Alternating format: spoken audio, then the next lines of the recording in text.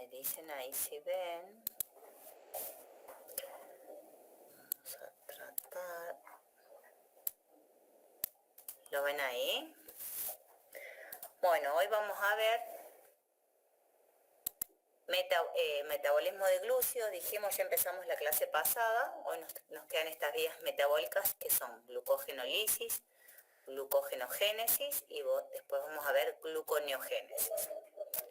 Entonces, recordando un poco lo que era el glucógeno, cuando vimos las biomoléculas, cuando vimos en biología, lo que era un polisacárido, por ejemplo, en este caso el glucógeno, recordemos que está formado por muchas unidades de glucosas que tienen enlaces glicosídicos alfa 1,4, que están presentes en la amilosa y en la amilopectina, que forman parte, y también tiene enlaces alfa 1,6. En el caso de la amilosa y la amilopectina es del almidón, pero ahora estamos hablando de glucógeno, así que esto mejor lo voy a borrar para que no les traiga confusión. Entonces tienen enlaces alfa 1,4 y cuando tengo las ramificaciones me aparecen esos enlaces alfa 1,6. Esto es una reserva el organismo lo usa como una reserva de carbohidratos, como una reserva de glucógeno, principalmente en el músculo y en el hígado. En el músculo, ¿para qué lo voy a utilizar? Bueno, cuando se hace la contracción muscular, esa vía metabólica que vimos que era la glucólisis, me permitía obtener ATP. Entonces, esta reserva de muchas glucosas me permite tener esa reserva después para la contracción muscular como una fuente de energía. Y en el caso del hígado, este glucógeno hepático le va a permitir al hígado mantener la concentración de glucosa en niveles normales, mantener la glucemia. Entonces veamos primero la glucogenogénesis. La glucogenogénesis es una vía anabólica donde yo parto, siempre recuerden de qué parto y a qué llego. En este caso yo parto de glucosa, que es un monosacárido, y como producto final llego al glucógeno, que es un polisacárido. Esto se realiza en una serie de etapas. Primero fosforilo la glucosa, obtengo glucosa 6-fosfato. Presten atención dónde gasto energía ahí, esto ya lo vimos en glucólisis, este paso es muy parecido a la glucólisis. Después esa glucosa 6-fosfato por una isomerasa se pasa a glucosa 1-fosfato. Después esa glucosa 1-fosfato se activa, se une a uridina trifosfato y forma uridina difosfato glucosa.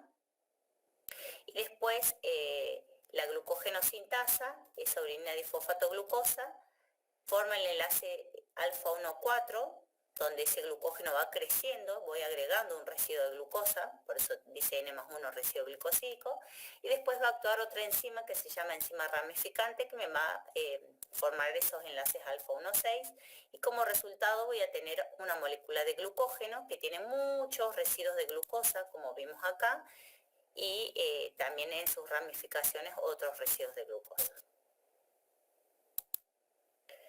Entonces, fíjense, acá por cada glucosa que yo voy a agregar, voy a gastar, o sea, una glucosa que voy a agregar a este glucógeno, gasto dos enlaces de alta energía. Primero una molécula de ATP para fosforilar esa glucosa, y después cuando yo activo esa glucosa con uridina trifosfato y formo UDP, ese UDP se regenera con ATP, que le cede ese fosfato y forma el UTP. Entonces, por cada residuo de glucosa que yo agrego al glucógeno, me estoy gastando dos enlaces de alta energía o 2 moles de ATP en este caso. Es una vía anabólica porque paso de algo simple, que es una molécula de glucosa, que es un monosacárido que tiene 6 carbonos, a una estructura polimérica que tiene muchas glucosas con enlaces alfa 1,4 y alfa 1,6. Entonces estoy pasando de algo sencillo, simple, a algo más complejo, que es el glucógeno. Entonces veamos esto por etapas. Como les dije, tengo la primera etapa es la fosforilación de la glucosa. Esa glucosa pasa a ser glucosa 6-fosfato, se fosforila en el carbono 6. Después por una enzima que es la fosfoglucomutasa, ese fosfato del carbono 6 se transfiere al carbono 1 y formo la glucosa no fosfato. Esa sería la etapa de isomerización. Después tengo que activar esa glucosa, es decir, formar la UDP glucosa. Esa glucosa no fosfato la hago reaccionar con este UTP, que es uridina trifosfato. Fíjense que tiene esos 3 fosfatos. La enzima que cataliza este proceso es la glucosa no fosfato uridiltransferasa y me forma esta glucosa activada, que es glucosa asociada a UDP o UDP glucosa y el pirofosfato. Y después la enzima glucógeno sintasa lo que hace, fíjense, acá yo tengo el UDP con esta glucosa, la va a unir a esta estructura polimérica de glucógeno que llegaba hasta acá y acá lo va en el carbono 4, la va a unir con el carbono 1, entonces voy a tener el enlace alfa 1,4. Alfa porque va para abajo, eso no sé si lo vieron en química. El enlace glicosídico es alfa porque va para abajo, en este caso el carbono 1 es el carbono que tiene el poder reductor. Entonces es alfa 1,4 porque va para abajo. Si iría para arriba, en este carbono 1 sería beta 1,4. Y después va a actuar esta enzima ramificante. Esta enzima ramificante lo que hace es en este extremo no reductor, cuando tiene 7 o más residuos glicosídicos, rompe ese enlace alfa 1,4 y transfiere esa cadena y forma un enlace alfa 1,6. Fíjense, este es el carbono 1, el 2, el 3, este es el 4, este es el 5 y este es el 6. La glucosa tiene 6 carbonos, entonces ahí formo la ramificación alfa 1,6. Eso es como ocurre la síntesis de glucógeno cuando ya tengo una estructura que va creciendo de glucógeno. Ya tengo una estructura preexistente. Pero ¿qué pasa cuando no tengo inicialmente esa molécula de glucógeno? ¿Cómo hace la célula, esta muscular o hepática, para sintetizar ese glucógeno cuando no tiene glucógeno preexistente? Eso lo hace a partir de una proteína que se llama glucogenina, que es esta, que tiene un residuo de tirosina, un residuo aminoácido que se puede unir con glucosa, y a esa glucosa que se asocia a esa proteína, después viene la glucógenosintasis y va a ser lo mismo que vimos recién. Va esa UDP glucosa, va a formar los enlaces alfa 1,4 y después la enzima ramificante va a formar los enlaces alfa 1,6 y después se disocia esta estructura polimérica de glucosa, se disocia de esta glucogenina y después va creciendo como lo vimos recién por la enzima glucógenosintasis. Profe, ¿qué quiere decir que no haya así preexistente? No entiendo eso. Fíjate que acá, esto como que vos le vas agregando glucosa a esto que ya tenés. A este glucógeno que vos tenés, lo vas como alargando, va creciendo acá. Pero ya tenés algo de glucógeno. Pero ¿qué pasa cuando tu músculo o tu hígado se gastó todo el glucógeno y vos no tenés nada de esto? Entonces ahí, como no tenés esa estructura polimérica preexistente, hay una proteína, que es esta, la glucogenina, que ella puede unirse con glucosa. Y entonces actúa como un anclaje para que vayan actuando las otras, la glucógenosintasa, que es esta, y la enzima ramificante, y vayan formando esta estructura de glucógeno que veíamos acá al principio. ¿Se entiende? Sí, ahí está, ahí lo entendí, gracias. Bueno, entonces con eso vimos la glucogenogénesis. La glucogenogénesis, entonces, como les digo siempre, parto de glucosa y llego a glucógeno. Ahora vamos a ver una vía inversa, que es la glucogenólisis. En el caso de la glucógeno...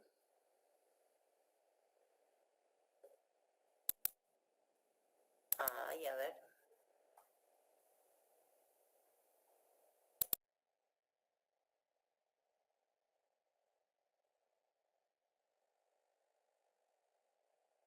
A ver, decirle que se conecte de nuevo porque no me aparece la solicitud. O que trate de nuevo.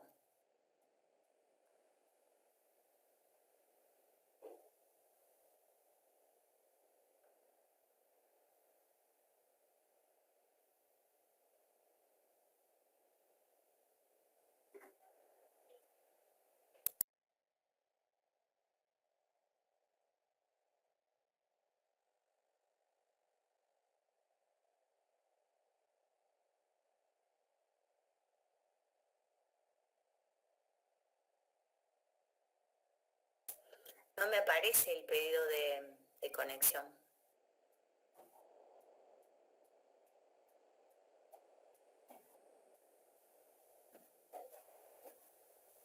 Capaz que tiene... ¿Me escuchan? Sí, sí, profe. Ahí está, ahora sí.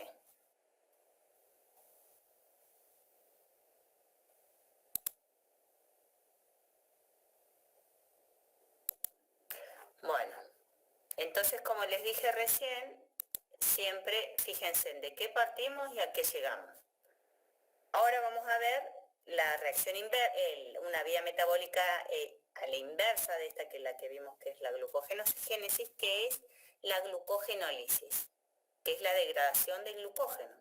Entonces yo parto en este caso de glucógeno y al revés llego a glucosa. Veamos, esto es al revés de lo que vimos recién. Entonces, en la glucogenólisis también, quienes lo van a hacer, quienes van a realizar esta vía metabólica van a ser esos tejidos que pueden almacenar glucógeno, como ya dijimos, músculo e hígado. Entonces, acá va a actuar la enzima que se llama glucógeno fosforilasa, que esta va a romper esos enlaces glicosídicos alfa 1,4, introduciendo... ¿Sí? No está compartiendo, ¿puede ser? Ay, me olvidé de compartir.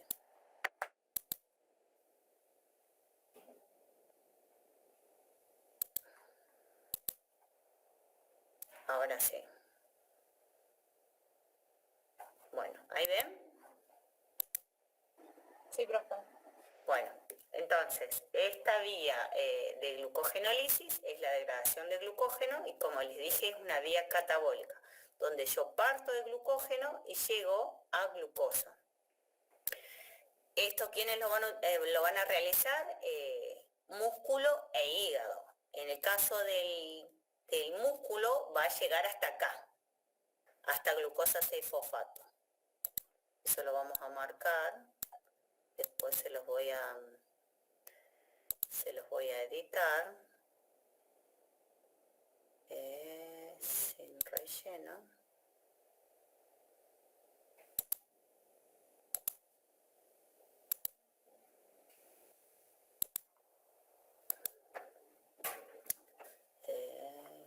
No, después se los cambio. En este caso, glucosa 6-fosfato, llego hasta el músculo. Y en el caso del hígado sí llega hasta glucosa libre, porque es el hígado el que puede mandar glucosa a circulación y como les dije, el músculo se lo queda para él para obtener ATP, para hacer glucólisis, para obtener ATP para la contracción muscular. Entonces, esto se realiza en esta serie de etapas donde este glucógeno se rompe esos residuos glicosídicos poniendo fosfato del medio y se libera glucosa 1-fosfato. La enzima que cataliza este proceso es la enzima glucógeno fosforilasa. Y después voy a tener otra enzima que se llama enzima desramificante, que tiene dos sitios activos.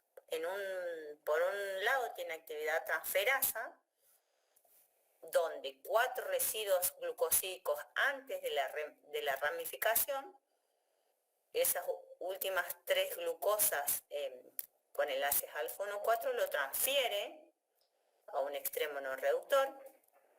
Esa sería la actividad oligo alfa 1,4 glucal transferasa. Las corta acá y las pasa a otro lado. Y las une mediante enlaces alfa 1,6.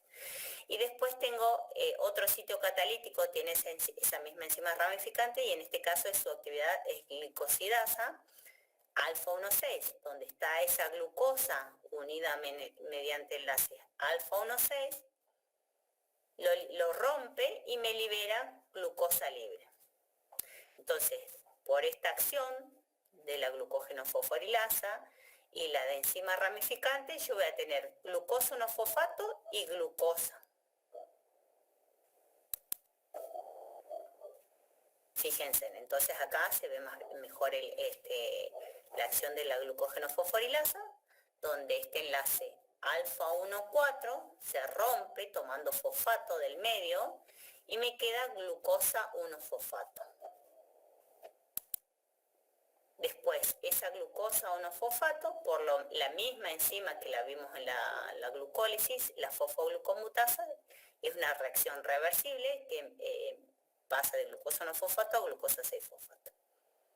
Y después, por otra enzima que es exclusiva, en este sentido, actúa una enzima que se llama glucosa 6-fosfato fosfatasa, que lo que me hace es sacarme este fosfato y me deja glucosa libre. Como les dije, la glucosa 6-fosfato fosfatasa está solamente en el hígado. En el caso del músculo no tiene esta enzima, entonces se queda hasta acá. Y la deja dentro de la célula y no puede mandar a circulación esta glucosa y la utiliza la propia célula muscular. Y hasta ahí sería. Esto sería entonces glucogenogénesis, glucogenólisis. ¿Dudas con respecto a esta vía? Acuérdense siempre de que parto y a qué llego. En la glucogenogénesis parto de glucosa y llego a glucógeno. Y en la glucogenólisis al revés. Parto de glucógeno y llego a glucosa. Una es anabólica y la otra es catabólica. Profe, ¿puedo repetir lo del último, lo de la enzima glucosa 6-fosfatasa? ¿Hasta dónde llega? ¿Qué actúan? ¿Dónde actúan? La glucosa 6-fosfato, la 6-fosfatasa lo que te hace es sacarte este fosfato que está en el carbono 6 para dejarte glucosa sola. Es una reacción irreversible que solamente la cataliza en este sentido, de 6-fosfato, de glucosa 6-fosfato a glucosa. ¿Y eso pasa en el hígado? Esto pasa solo en el hígado.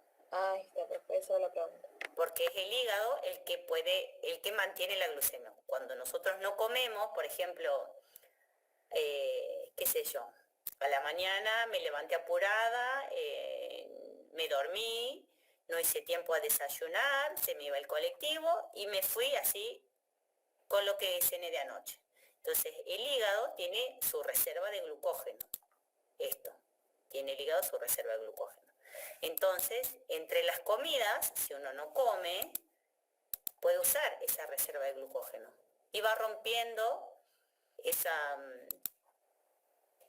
enlaces y me va mandando glucosa a circulación para que los otros tejidos como el cerebro, los eritrocitos que dependen solamente de glucosa y que pueden solo metabolizar glucosa, puedan realizar sus funciones celulares con este monosacárido. Entonces ahí, bueno, el hígado hace glucogenólisis, manda glucosa y si se mide la glucemia, está dentro de los valores normales. Eso sería en un ayuno reciente. Después ahora vamos a ver otra vía, que es la gluconeogénesis.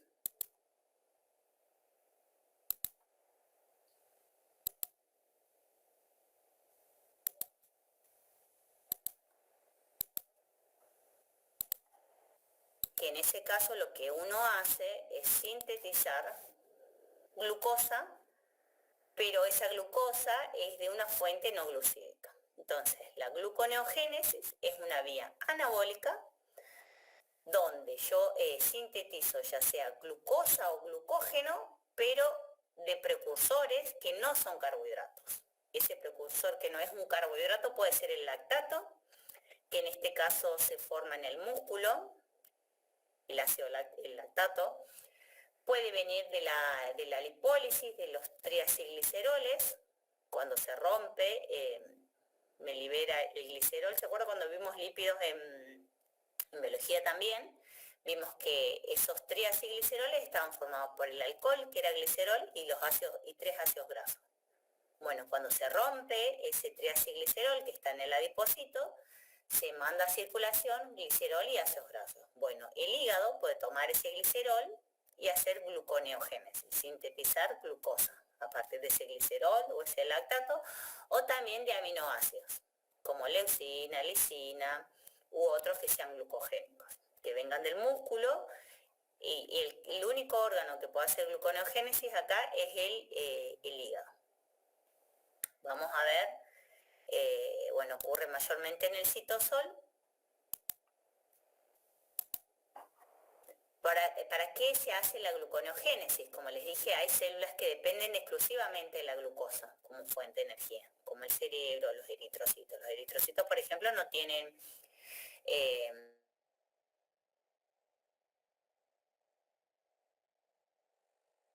y el cerebro solamente utiliza glucosa.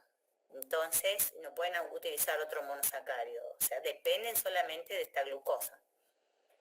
O no pueden utilizar los lípidos tampoco. Entonces, esta reserva de glucosa, si se acaba esa reserva de glucosa en forma de glucógeno en el hígado, como les digo yo, uno utiliza primero el glucógeno en un ayuno reciente, pero ¿qué pasa si yo me dormí, no desayuné? Fíjense, ya pasaron todas las horas de la noche, no desayuné, qué sé yo, me olvidé la billetera y no almorcé. Ahí, bueno, tengo que recurrir a esta vía que es la gluconeogénesis, donde voy a recurrir a mis reservas de lípidos o de proteínas para sintetizar esa glucosa para que el cerebro y estas otras células tengan esa glucosa. Como les dije, en ayuno prolongado o en ejercicio intenso, entonces el organismo hace esta vía que es la gluconeogénesis. Entonces, en este caso yo puedo partir, siempre voy a llegar a glucosa o glucógeno y parto del glicerol, que forma parte de un triacilglicerol, y se incorpora a esta vía gluconeogénica a partir de una de las triosas de la glucólisis. Puede ser a partir del lactato, como les dije yo, teníamos glucólisis aeróbica, que el producto final era piruvato, y si no tenía oxígeno, se reducía ese piruvato a lactato.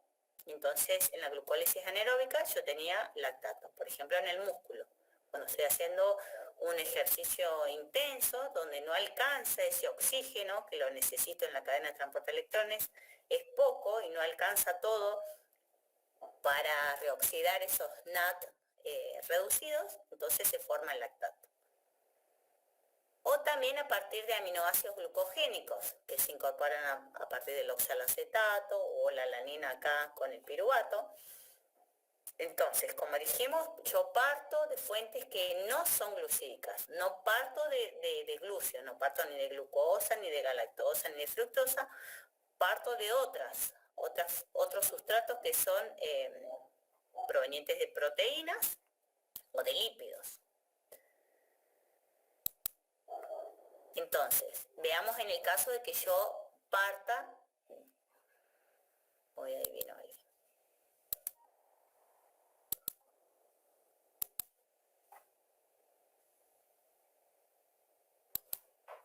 Traten de ser puntuales, porque si no, o interrumpen la clase o, bueno, si no entienden, escuchan la mitad de la clase. Sí, profe, pasa que hay chicos que llegan de trabajar, salen a las 6 recién del trabajo y hasta que llegan a su casa y tienen un trecho largo. Bueno, entonces acá, fíjense, partimos del glicerol, que les dije que es alcohol de 3 carbonos que formaba parte de los triacilgliceroles. Entonces ese lípido de reserva que está en el tejido adiposo se rompió y por un lado me dejó ácidos grasos y por otro lado me dejó el glicerol. Bueno, ese glicerol viaja por la sangre, llega al hígado, el hígado lo incorpora y ahí tiene una enzima que es la gliceroquinasa que lo que hace, fíjense, gasta ATP, acá también forma el glicerofosfato, después por otra enzima que es la glicerofosfato deshidrogenasa, forma la dihidroxiacetona fosfato y forma NAD reducido. Este NAD reducido, ¿se acuerdan cuando vimos las lanzaderas, glicerofosfato? Bueno, esta lanzadera me permitía incorporarme a la cadena de transporte de electrones, que esos NAD que estaban acá en el citosol ingresen a la mitocondria, porque estos NAD no hay un transportador para este NAD, entran por esas lanzaderas. Y esta dihidroxiacetona era una de las triosas de la glucólisis. ¿Se acuerdan cuando en la glucólisis yo tenía una molécula de 6 carbonos que se partía en 2 de 3 carbonos? Una de esas de 3 carbonos era la dihidroxiacetona fosfato. Entonces acá yo tengo una de estos 6 carbonos que necesito, tengo 3. Entonces esto lo tengo que hacer 2 veces. Necesito 2 moléculas de glicerol para formar 2 moléculas de glicerofosfato, para formar 2 moléculas de hidroxiacetona fosfato que se pueden convertir en 2 moléculas de gliceraldehido 3-fosfato. Y acá sí formarse la fructosa 1,6-bifosfato, después la fructosa 6-fosfato, después la glucosa 6-fosfato y después la glucosa.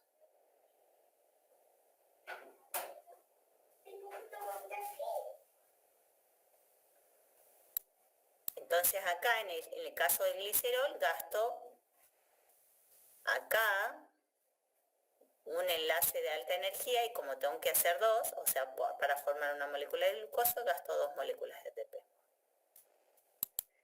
¿Qué pasa cuando la gluconeogénesis es a partir de este lactato? De este lactato o del piruvato, que también viene un aminoácido acá, como la alanina se transforma en piruvato, o del lactato a piruvato. Este lactato que dijimos que venía del músculo. Este lactato que se forma en el músculo va a circulación, lo toma el hígado, ahí lo vuelve a oxidar a piruvato.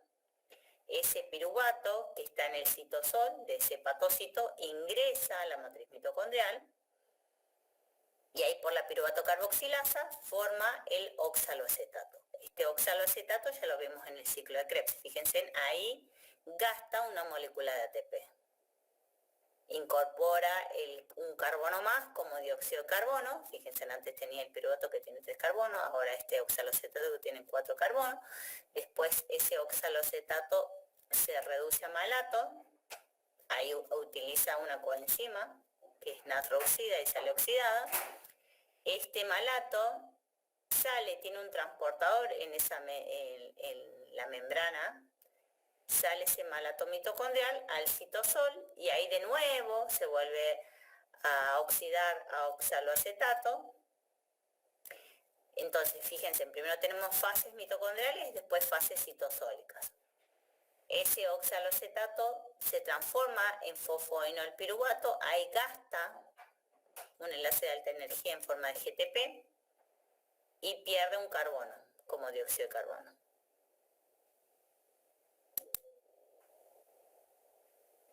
Entonces ya tengo este fosfoenolpiruvato, por la enolasa pasa 2 fosfogliceratos, por la fosfoglicerato mutasa pasa 3 fosfogliceratos, esto es medio parecido a la glucólisis. Y después ese 3 fosfoglicerato pasa a 1,3 bifosfoglicerato por la fosfoglicerato quinasa. Ahí fíjense, gasto otra molécula de ATP. Tengo el 1,3 bifosfoglicerato, formo el gliceraldehído 3-fosfato por la gliceraldehído 3-fosfato deshidrogenasa y después con 2 moléculas de gliceraldehído trifosfato por 2 de esas triosas formo la fructosa 1,6-bifosfato por la acción de la aldolasa. Y después esa fructosa 1,6-bifosfato pasa a fructosa 6-fosfato, esa es por una fructosa 1,6-bifosfato fosfatasa. Esta es una reacción irreversible, que era otra enzima en la glucólisis, en la gluconeo es otra enzima, por eso está es unidireccional la reacción.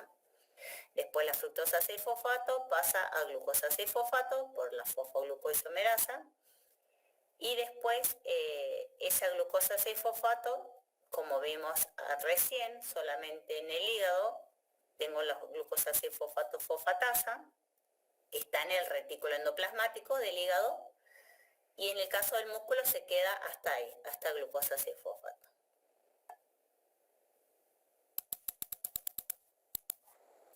Entonces, 3 reacciones son irreversibles, que son reacciones que están catalizadas por enzimas distintas. Si bien si uno mira las biomoléculas o los intermediarios son los mismos, la enzima es distinta. Entonces sería desde fosfoenolpiruvato, se forma a partir de piruvato, catalizada por la piruvato carboxilasa y por la fosfoenolpiruvato carboxilinasa. Y después la fructosa 6-fosfato se forma a partir de fructosa 1,6-bifosfato por la fructosa 1,6-bifosfatasa. Y esa glucosa, que se forma a partir de la glucosa 6-fosfato, en este caso es por la glucosa 6-fosfato fosfatasa. Y como les dije, que está en el retículo endoplasmático, que existe solo en hígado y en riñón, no está en el músculo. Ahora, fíjense que acá este oxaloacetato lo vimos, oxaloacetato y malato lo vimos en el ciclo de Krebs. Este piruvato lo vimos en la glucólisis. Entonces, este oxaloacetato también, así como cuando vimos las encrucijadas metabólicas que eran la glucosa 6-fosfato, el acetil-CoA, que podían tener distintos caminos y distintos destinos, en este caso el oxaloacetato también puede proceder de distintas fuentes y puede seguir distintas vías metabólicas. Bueno, como les dije, es tanto intermediario del ciclo de Krebs, de los ácidos tricarboxílicos, como de la gluconeogénesis en este caso.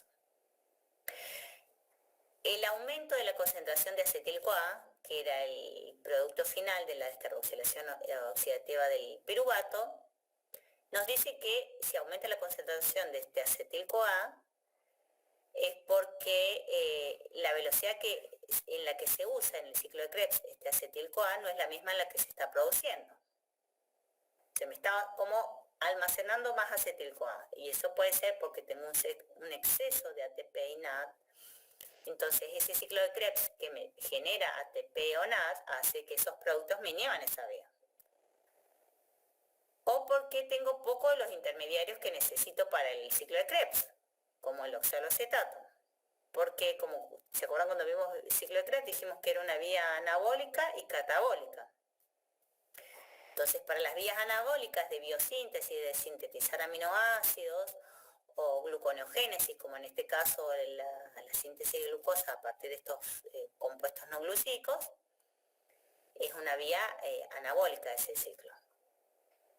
También puede ser que ese aumento de esa concentración de acetil-CoA nos indique que yo tenga que sintetizar más oxaloacetato, ya sea para aprovechar ese exceso de energía que tengo como acetil-CoA y sintetizar glucosa mediante la gluconeogénesis, o para abastecer al ciclo con ese intermediario que es el oxaloacetato para que fluya más ese ciclo de Krebs a partir de ese acetil-CoA que tengo. Entonces, si yo tengo mucho ATP y mucho NAD reducido, el oxaloacetato se desvía hacia la gluconeogénesis, como en este caso. En vez de hacer ciclo de Krebs, voy a desviarme hacia la síntesis de glucosa o de aminoácidos.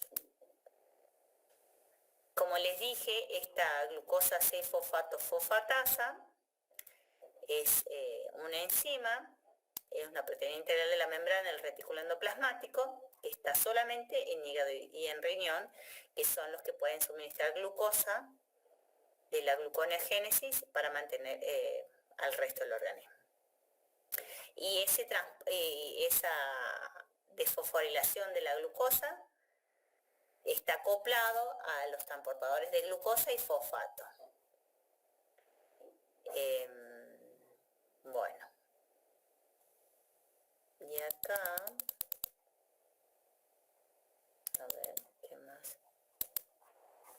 Si uno hace el balance energético o la estequiometría de cuánto cuesta sintetizar una molécula de glucosa a partir de 2 piruvatos, fíjense que yo les marcaba acá en rojo ATP, GTP y ATP, pero para sintetizar estas moléculas de 3 carbonos, como yo tengo que llegar a una de 6, hago 2 veces eso.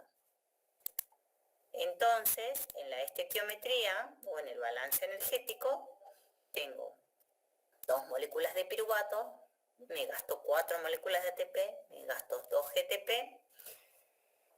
2 NAD reducidos, 6 moléculas de agua y formo la glucosa con 4 moléculas de ATP, 2 GDP, 6 fosfato inorgánicos, 2 NAD oxidados y 2 protones. Esto tiene una variación de energía libre estándar de menos 9 kilocalorías por mol.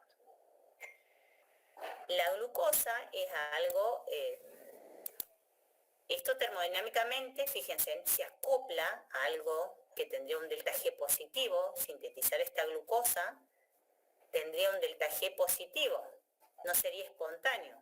¿Cómo lo hace la célula? Lo acopla a estas moléculas portadoras de enlaces de alta energía, que es el ATP y el GTP.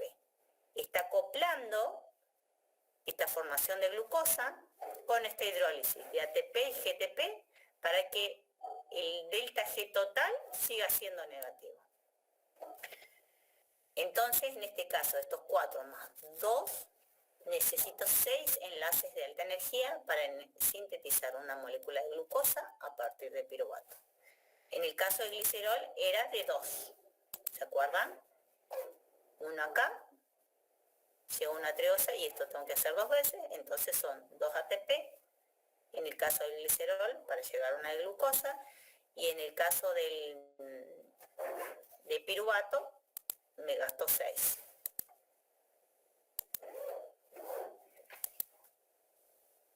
Hay después unos ciclos, que así se les llama, que se da entre el músculo y entre el hígado para que se den estas gluconeogénesis. Esos se llaman ciclo de Cori y ciclo de glucosalanina. Entonces, esta alanina, que es un aminoácido, y el lactato que forma el músculo, tanto la alanina como el lactato que se forman en el músculo, dijimos que son sustratos o precursores gluconeogénicos que suministran al hígado esos precursores para formar glucosa. Cuando el lactato, que proviene del músculo, es transportado al hígado y ahí se convierte en glucosa, eso se llama ciclo de Cori. Y en el caso de que la alanina, que se produce en el músculo, después transamina piruvato en el hígado y se convierte finalmente en glucosa, se llama el ciclo de glucosalanina. Veamos entonces en detalle cómo es esto. Como les dije, el músculo le llega la glucosa y tiene su glucógeno aparte. Entonces, o rompe su glucógeno o le llega la glucosa, hace glucólisis, llega hasta piruvato. ¿Y qué pasa si la demanda de oxígeno no es suficiente para esa cadena de transporte de electrones? Entonces, para reoxidar este NAD reducido y tenerlo como NAD oxidado, en vez de formar piruvato, lo reduce el lactato y le queda lactato. Ese lactato va a la sangre, lo toma acá el hígado por la enzima lactato de deshidrogenasa, lo vuelve a oxidar a piruvato Y ese piruvato, como vemos acá recién en la gluconeogénesis, hace todas esas etapas mitocondriales, citosólica y el retículo endoplasmático, sintetiza glucosa. Esa glucosa la manda a circulación y está disponible para todos los tejidos, entre esos el músculo. Ese sería el ciclo de Cori.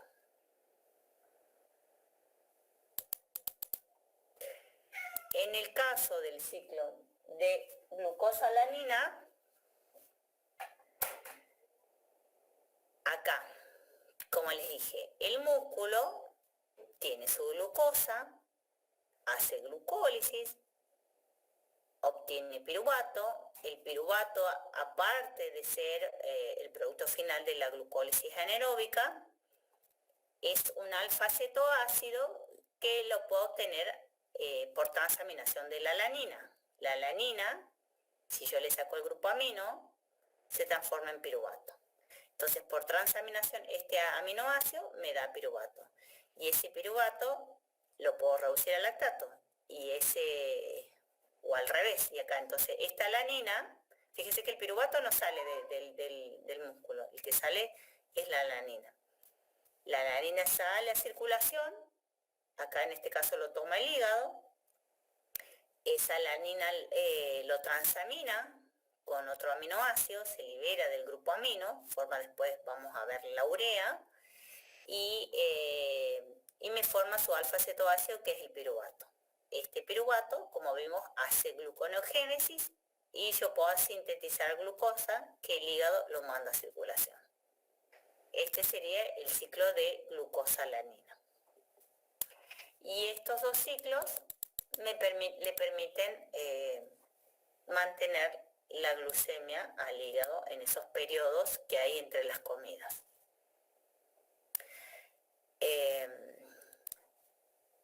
Fíjense, acá, cuando vimos glucólisis, donde yo parto de glucosa y obtengo piruvato, y en la gluconeogénesis, donde yo parto de piruvato, de lactato, de glicerol y tengo glucosa, hay reacciones que, si bien los intermediarios son los mismos, fíjense en que las enzimas son distintas. Entonces, el organismo lo que hace es ajustar esas vías por enzimas, sobre todo por estas enzimas que catalizan esas reacciones irreversibles, estas reacciones irreversibles, de manera que se favorezca una vía y se inhiba la otra. Entonces eso se hace mediante enzimas claves de estas vías que regulan en forma recíproca, ya sea la glucólisis y a la inversa la gluconeogénesis, de manera de activar una y que se inhiba la otra. Entonces se favorece una y se inhibe la otra. Y si se favorece esta, se inhibe la de la glucólisis. Para no hacer un ciclo fútil o un ciclo sin sentido de fosforilar, catabolizar, sintetizar, para no hacer ese, y que eso sea en relación a la demanda energética que tenga la célula y el organismo. ¿Dudas con respecto a esto?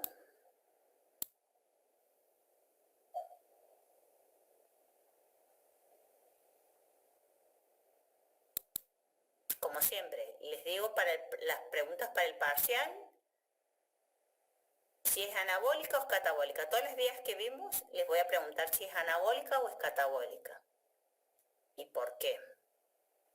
¿De qué parto? En la gluconeogénesis, ¿de qué parto? Puedo partir de lactato, puedo partir de glicerol, puedo partir de un aminoácido. ¿Y cuál es el producto final? Lo mismo para la gluconeo, lo mismo para la glucólisis aeróbica o anaeróbica. ¿De qué parto y a qué llego? ¿Cuál es el sustrato inicial y cuál es el producto final?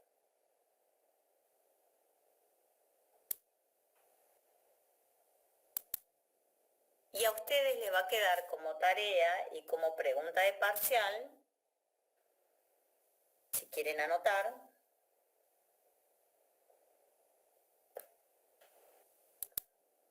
¿cuál es la importancia funcional de las vías de las pentosas? vía de las pentosas fosfato.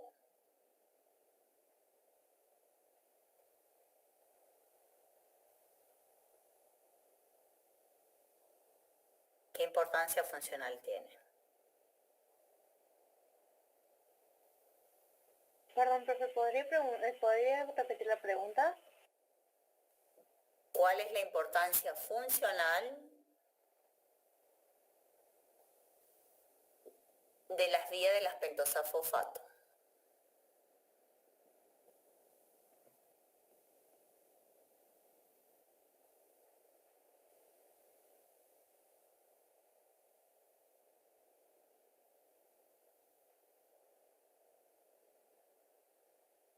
Listo, gracias, profe. Eso lo van a encontrar en el libro del Blanco.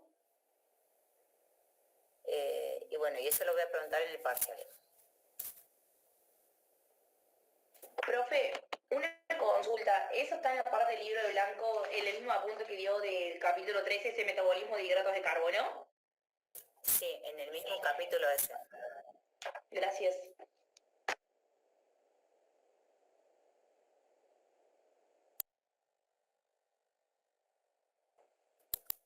¿Otra duda con respecto a lo que vimos ahora?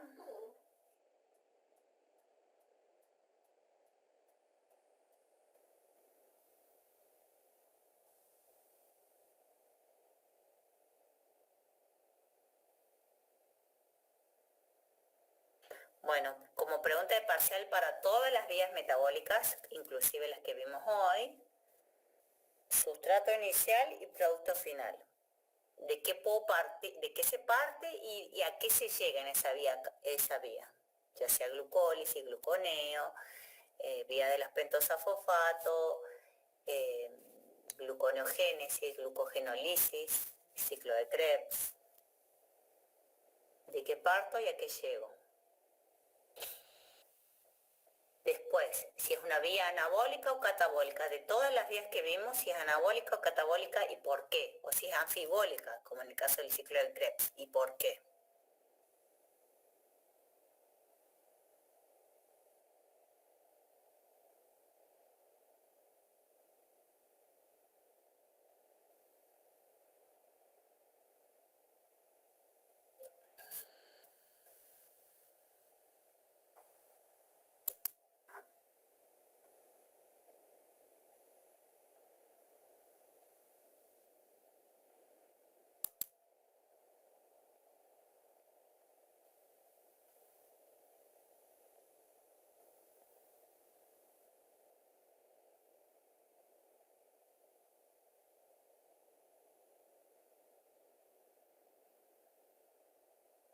¿Dudas con respecto a lo que vimos hoy, chicos? ¿O algo de las clases pasadas?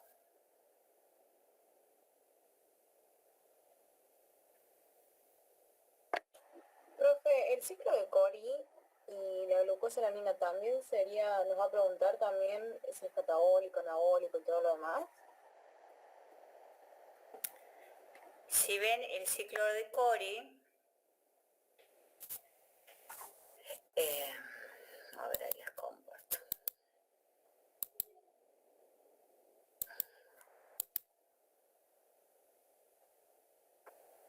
Fíjense que en la gluconeogénesis nosotros vimos que voy a sintetizar glucosa a partir de un compuesto no glucídico. En el caso del ciclo de Cori, parto de lactato y llego a glucosa y eso ocurre entre músculo e hígado y se le llama ciclo de Cori. En realidad es la gluconeogénesis. Y en el caso del ciclo glucosa-alanina, yo parto de alanina para llegar acá a glucosa. Es también gluconeogénesis. No les voy a preguntar ciclo de Cori y glucosa-alanina. Es la gluconeogénesis. Esto es gluconeogénesis que ocurre entre músculo e hígado. De todas maneras son dos vías anabólicas, ¿no? Son vías anabólicas. Sí. Fíjense, yo parto de algo que es el lactato o el piruvato que tiene 3 carbonos para llegar a una molécula de glucosa que tiene 6 carbonos. Parto de algo más simple, algo más complejo. Es una vía anabólica de biosíntesis. Como en realidad una vía anabólica tiene un delta G positivo, en este caso la célula, para que ocurra esto que tiene un delta G, ¿no? Lo acopla a esta hidrólisis de ATP. Estos enlaces de alta energía. Hace como reacciones acopladas acá.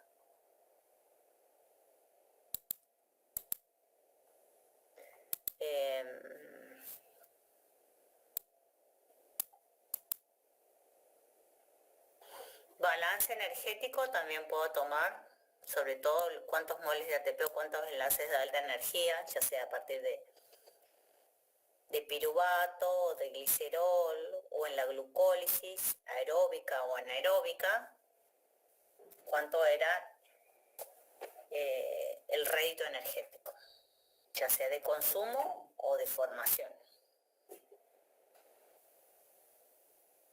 Lo mismo para el ciclo de Krebs, lo mismo para descarboxilación oxidativa.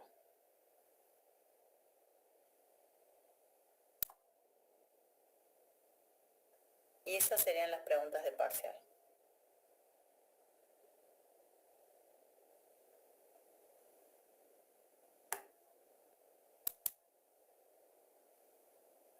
Profe, una consulta. En el caso de que después cuando empecemos a estudiar el tema de hoy, y si nos genera alguna duda, ¿le podemos preguntar en la plataforma?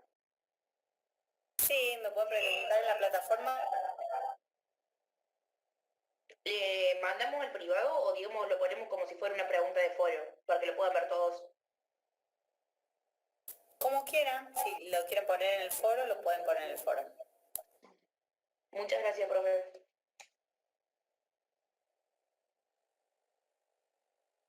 Bueno, entonces ahora les subo las clases de hoy y con eso terminamos la unidad 5. A ustedes recuerden, les queda las vidas de las pentosas fosfato.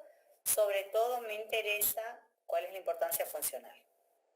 Las reacciones, las enzimas, eso y o los pasos, la serie de pasos no me interesa, pero sí que si es anabólica, catabólica, de qué parto, qué llego, si consumo o gasto ATP, como les dije, y justificar por qué es anabólico, por qué es catabólico.